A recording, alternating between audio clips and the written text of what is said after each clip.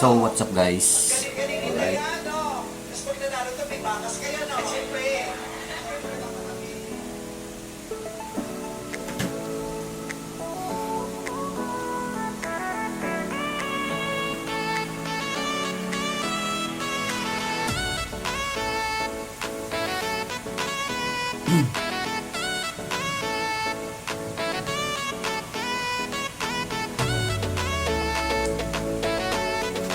So, what's up guys?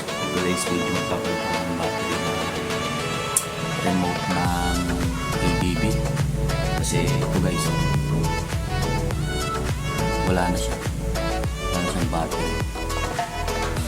Pag pinindot mo siya, ayun, wala na. Hindi na siya hindi na siya nailaw. Wala siyang ilaw. May ilaw ka pero kukunti lang. Ngayon, papalitan natin siya ng battery. Yung battery, papalitan natin sa kanya.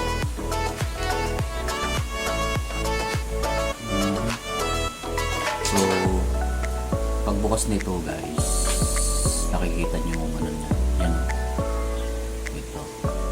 Kailangan lang natin ng piso. Susubtitin lang yan dito guys.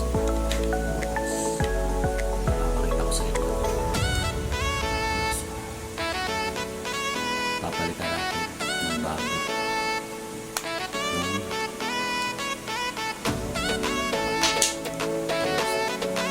Natin ng bagong battery.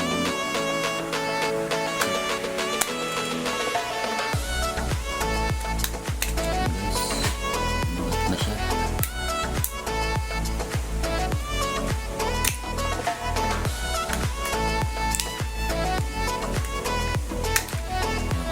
Dahan-dahan lang kayo guys ha. Pag natin ito yung battery niya, ayun mo na kabila, may mga cable. Right, ito yung papalitan natin. Papalitan natin ito. Papalit natin. So tingnan natin kung gagana. Tatanggalin natin ito.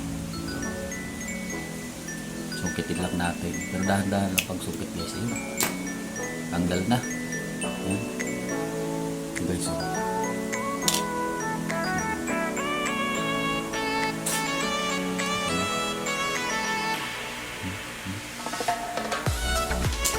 ito papalit natin. Hindi siya medyo makapal tong original ng ng ABB kaysa dito sa isang manipis. Ito siya guys. Ito yung kapalit natin.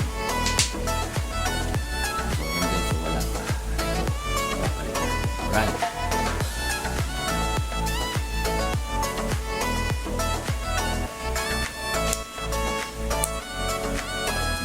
Nilagay ko na yung bagong battery.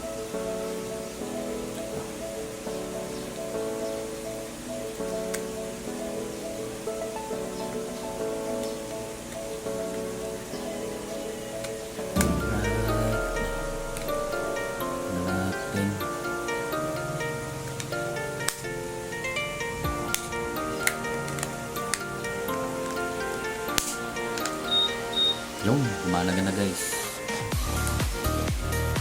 Ayan.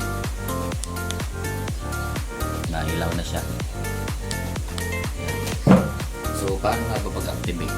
Activate natin siya para sa ABB.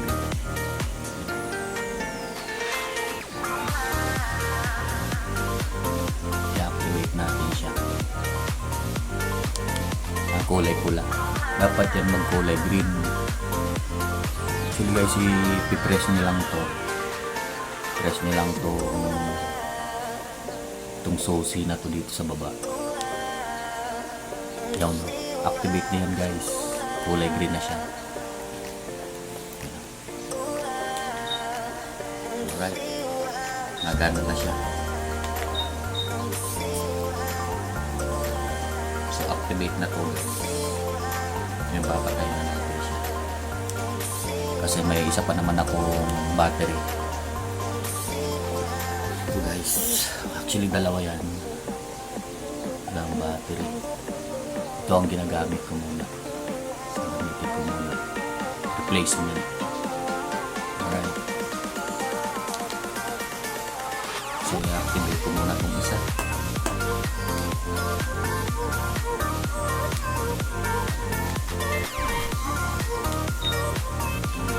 Wait na rin.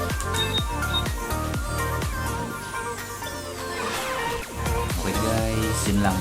Sana may natutunan kayo. Mga PCX dyan, PCX, ADB.